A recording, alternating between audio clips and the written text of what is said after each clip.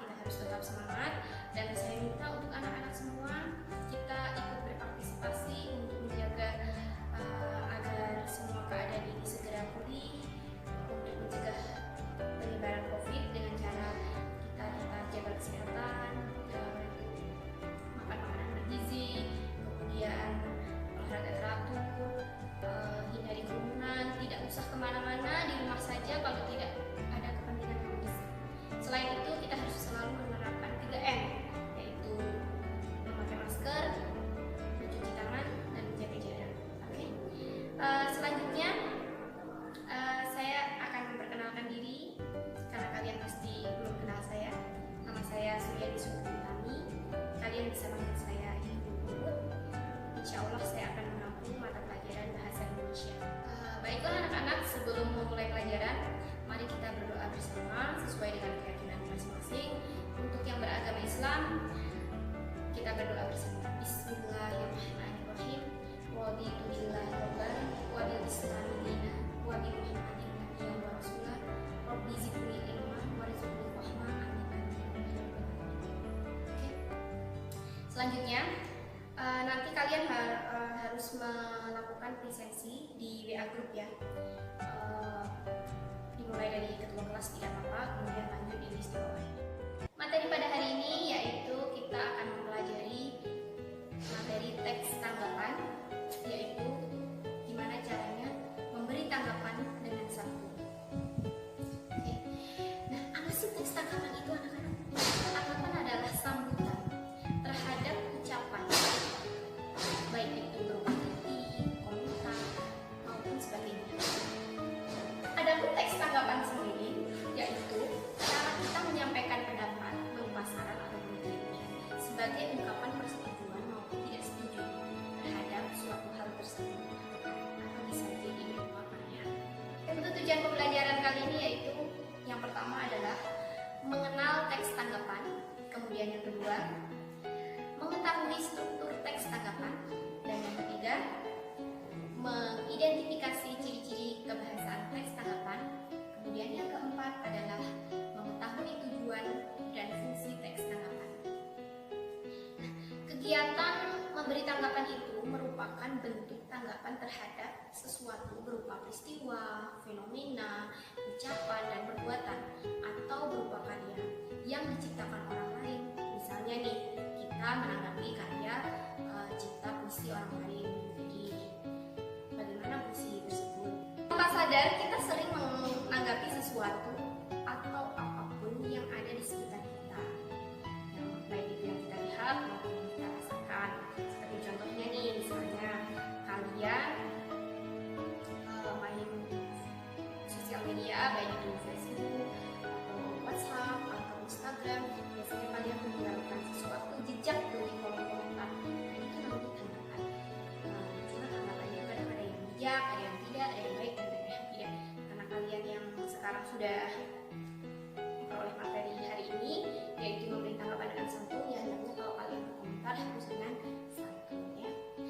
Perlu diketahui bahwa kita harus menghindari menanggapi sesuatu jika itu hanya akan menyakiti orang lain. Kalian sendiri juga tidak mau kan kalau disakiti. Makanya kalau tidak mau disakiti, kita tidak boleh menyakiti. Nah, lebih baik tidak menanggapi apapun daripada kita menanggapi hanya untuk melukai hati orang lain. Seperti itu.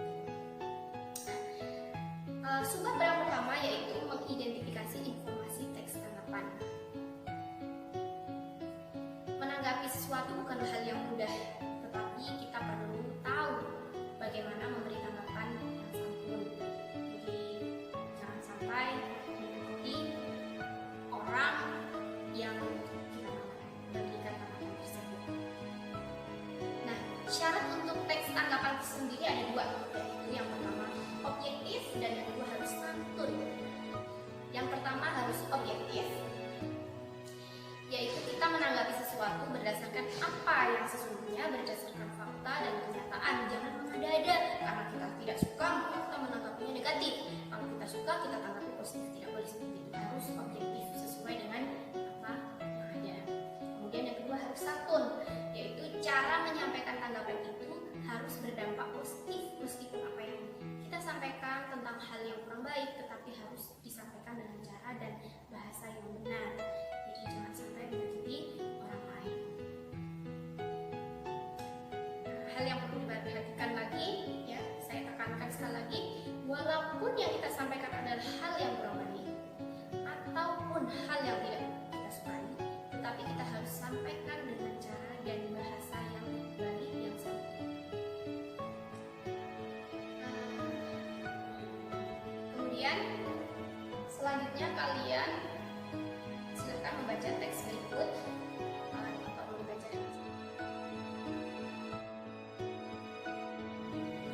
Sebuah karya seni kelas tinggi dari sang pelukis Maestro Affandi melukiskan sebuah pemandangan alam perkebunan cengkeh.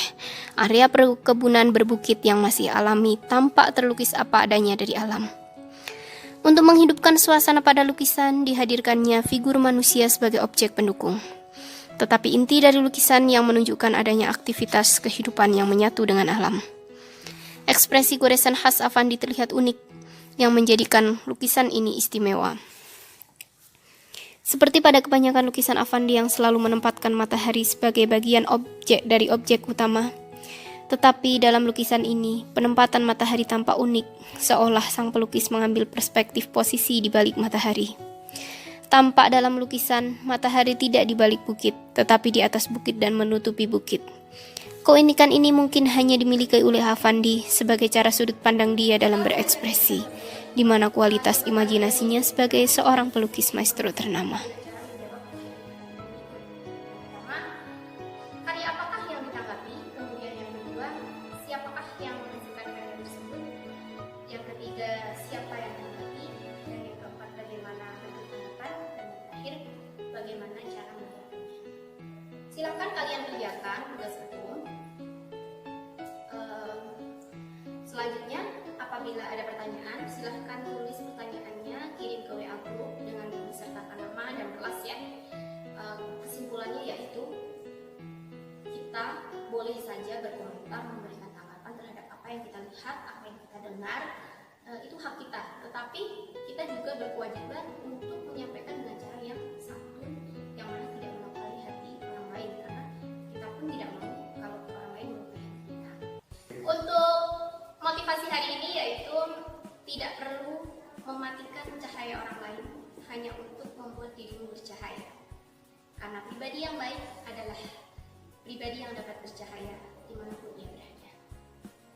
Jadi, kalau kalian ingin menunjukkan bahwa kalian adalah orang hebat, jangan menjatuhkan orang lain.